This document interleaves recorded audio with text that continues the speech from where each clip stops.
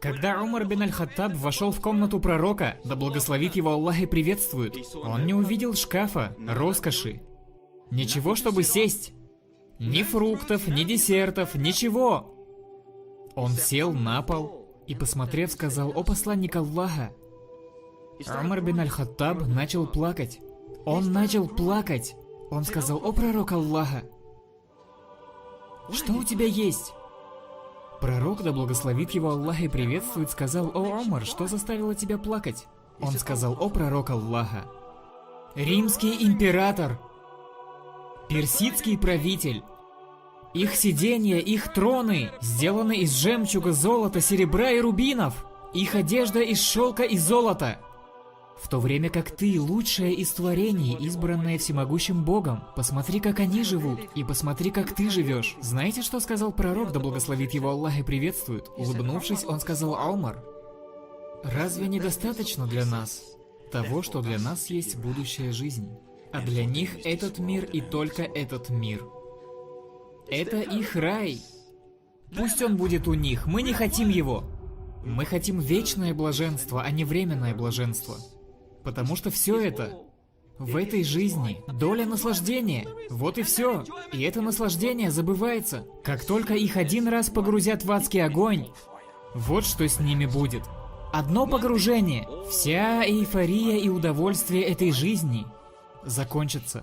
Одно погружение в рай, и тяжесть всего бремени, которое было на тебе, о мусульманин, ты забудешь обо всем этом.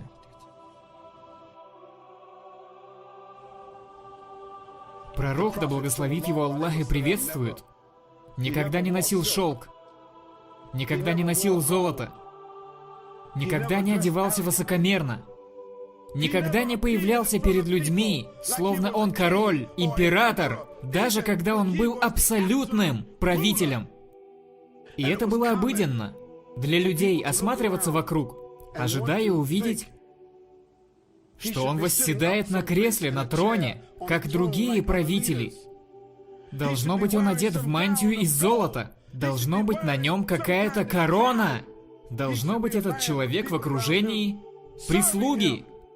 Но когда они приходили и осматривались вокруг, звучал распространенный вопрос: «Кто из вас Мухаммад? Где он?» Никто не мог узнать пророка, да благословит его Аллах и приветствует, среди его сподвижников.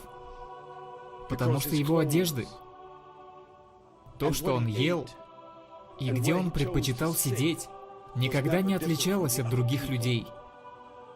Скажите мне имя хоть одного правителя в мире, подобного в этом. Кто-нибудь из нас, если получим повышение на своей работе, нам дадут маленький офис, и мы поставим большое кресло. Если мы заработаем денег, мы хотим большой дом, хотим большую машину. А пророк, да благословит его Аллах и приветствует, спал на циновке, которая, как эта циновка на полу, сделанная лишь из пальмовых волокон, из высушенной травы. Вот как он спал. На грязном полу, без мебели в доме. И я спрашиваю братьев и сестер, которые слушают меня сегодня: о вы, которые говорят, что они поклоняются Аллаху, пречист Он Всевышний. Вы говорите, что пророк, да благословит его Аллах и приветствует, ваш путеводитель и ваш пророк. Не хотите ли вы быть рядом с посланником Аллаха, да благословит его Аллах и приветствует? Не хотите ли подойти к посланнику Аллаха, да благословит его Аллах и приветствует? Взять и пожать его руку, обнять его и сказать: о посланник Аллаха, как я скучал по тебе. О посланник Аллаха, как я любил тебя, сколько я читал о тебе. О посланник Аллаха, как я хотел быть с тобой.